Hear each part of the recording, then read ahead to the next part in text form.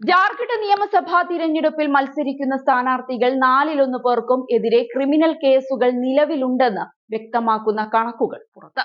Association for Democratic reforms പുറത്തുവിട്ട കണക്കുകളിലാണ് ഞെട്ടിക്കുന്ന വിവരങ്ങൾ ഉള്ളത്.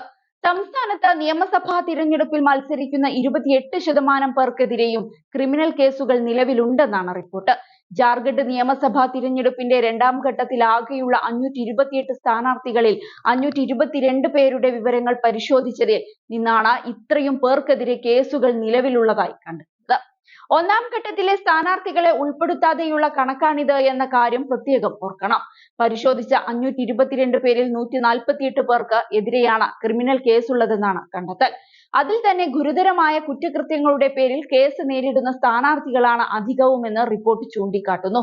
ആകെയുള്ള 522 പേരിൽ ഏകദേശം 122 സ്ഥാനാർത്ഥികൾ അവരുടെ സത്യവാങ്മൂലത്തിൽ ഗുരുതരമായ ക്രിമിനൽ കേസുകൾ തങ്ങൾക്കെതിരെ നിലവിലുള്ളതായി അറിയിച്ചിട്ടുണ്ട്.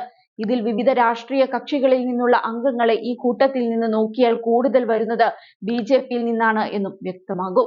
നിലവിൽ രണ്ടാം ഘട്ടത്തിൽ മത്സരിക്കുന്ന 32 സ്ഥാനാർത്ഥികളിൽ 14 പേരും ഇത്തരത്തിൽ സ്വന്തം പേരിൽ ക്രിമിനൽ കേസ് നിലവിലുള്ളവരാണ്.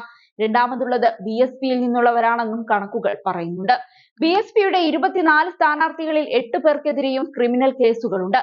മൂന്നാമതുള്ളത് ജെഎംഎമ്മും കോൺഗ്രസുമാണ്. ഇതിന് തിരഞ്ഞെടുപ്പിൽ മത്സരിക്കുന്ന മറ്റു പ്രധാന കക്ഷികളായ എജെഎസ്യു, ആർജെഡി എന്നിങ്ങനെയുള്ള മുൻനിര പാർട്ടികളുടെ സ്ഥാനാർത്ഥികൾക്കെതിരെയും ക്രിമിനൽ കേസുകൾ നിലവിലുണ്ടെന്ന് റിപ്പോർട്ടുകൾ പറയുന്നുണ്ട്. ഗുരുതരമായ കുറ്റകൃത്യങ്ങളിൽ ഏർപ്പെട്ടതിന്റെ പേരിൽ കേസിൽ നിലവിലുള്ളവരും ബിജെപിയിൽ നിന്നാണ് അധികമായുള്ളത്. പട്ടികയിൽ നേരത്തെ വന്നതുപോലെ തന്നെ ബിഎസ്പി, ജെഎംഎം എന്നിവരാണ് പിന്നാലെയുള്ളത്. ഇതിലും കോൺഗ്രസ്, എജെഎസ്യു കക്ഷികളുടെ സ്ഥാനാർത്ഥികളും ഉൾപ്പെട്ടിട്ടുണ്ട്.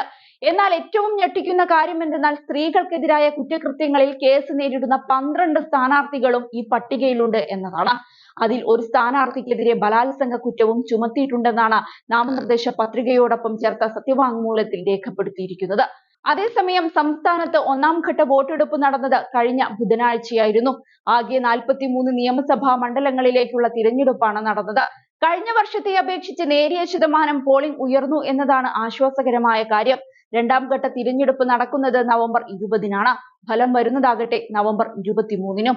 ആകെ 81 നിയമസഭാ സീറ്റുകളാണ് സംസ്ഥാനത്തുള്ളത്.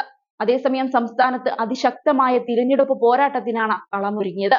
ആദ്യഘട്ടത്തിൽ വോട്ടെടുപ്പ് നടക്കുന്ന 43 മണ്ഡലങ്ങളിൽ 2019 ഏറ്റവും കൂടുതൽ സീറ്റുകൾ നേടിയത് ജാർഖണ്ഡ് മുക്തി മോർച്ചയായിരുന്നു.